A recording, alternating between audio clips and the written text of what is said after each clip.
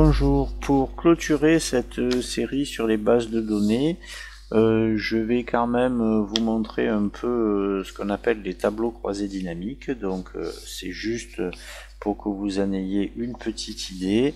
Il va y avoir une playlist qui va être dédiée à ça, donc ne vous inquiétez pas, c'est juste pour que vous voyez que en fonction de ce que vous avez à faire, il sera peut-être plus pratique d'utiliser les tableaux croisés dynamiques que d'utiliser les sous-totaux. Donc ici j'ai un fichier et on me demande par exemple d'obtenir un tableau récapitulatif pour l'année 1995 qui va donner le montant des ventes en fonction des secteurs et des catégories. Donc là, pas besoin de tri, quelle que soit la base que vous avez, on peut directement aller dans l'onglet Insertion et faire tableau croisé dynamique. Donc là, comme pour le tri, vous voyez qu'il sélectionne absolument tout. Il va automatiquement vous proposer de générer une nouvelle feuille, ce qui reste plus pratique. Je valide le OK et là j'ai donc un petit outil très puissant par contre. Alors, si vous voulez, le principe c'est d'arriver à mettre des intitulés sur le côté gauche et au-dessus du tableau. Donc là les intitulés côté gauche c'est les secteurs. Donc vous pouvez attraper le champ secteur et le glisser ici dans étiquette de ligne. Vous voyez que déjà les secteurs apparaissent. On me demande secteur par catégorie de produits, donc j'attrape catégorie de produits et je le glisse là.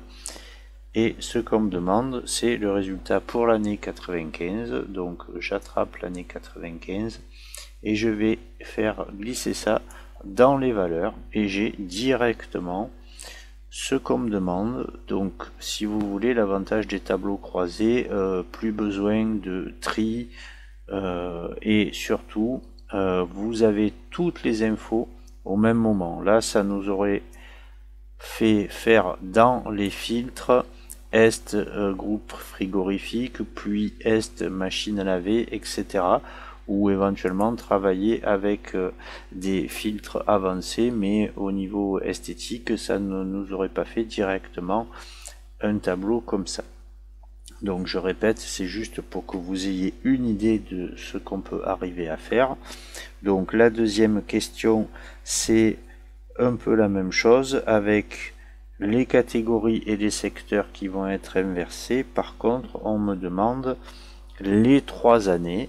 Donc je reviens sur ma base de données, je retourne ensuite sur insertion tableau croisé dynamique, je valide parce que je sais qu'automatiquement il va me générer une nouvelle feuille.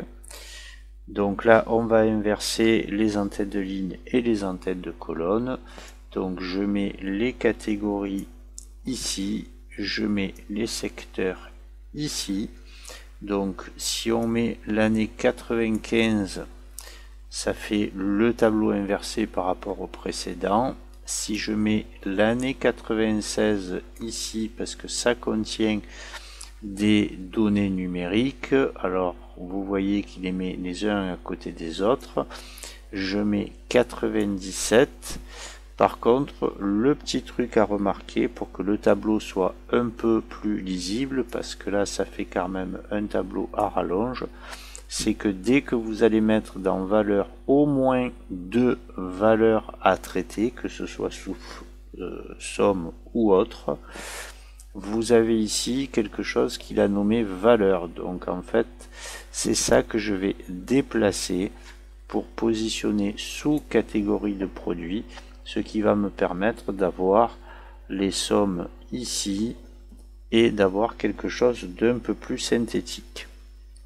Par contre, si vous regardez l'énoncé, vous voyez que je n'ai pas une représentation sous forme de chiffres mais de pourcentage. Donc là, ça devient beaucoup plus facile de faire des calculs de pourcentage. Il va juste falloir ici lui demander, en faisant un clic droit, d'afficher les valeurs. Par exemple ici, ce qui va nous intéresser, intéresser, c'est les pourcentages du total de la ligne. Et c'est ce que je retrouve, ça me permet de voir comment ça s'est comporté sur l'année 95. On peut refaire la même chose sur l'année 96 et la même chose sur l'année 97. Voilà. Si on avait voulu comparer par exemple les années de manière verticale, c'est-à-dire ici comparer les ventes sur Est, sur Nord, Ouest et Sud, on aurait fait ici un pourcentage par colonne. Donc je vais juste rajouter une petite info supplémentaire.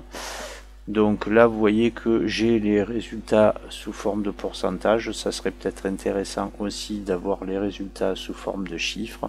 Donc si c'est quelque chose qui vous intéresse, vous pouvez basculer de nouveau l'année 95, l'année 96 et l'année 97.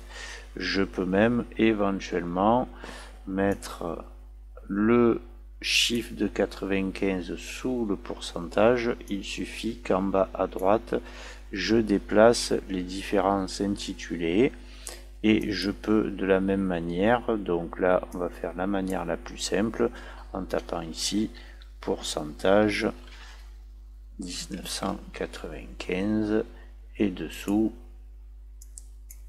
CA 1995. Donc ça vous pourriez le faire sur les 3 années. Vous voyez que quand je touche la partie groupe frigorifique, ça marche aussi avec ici sur l'année 95.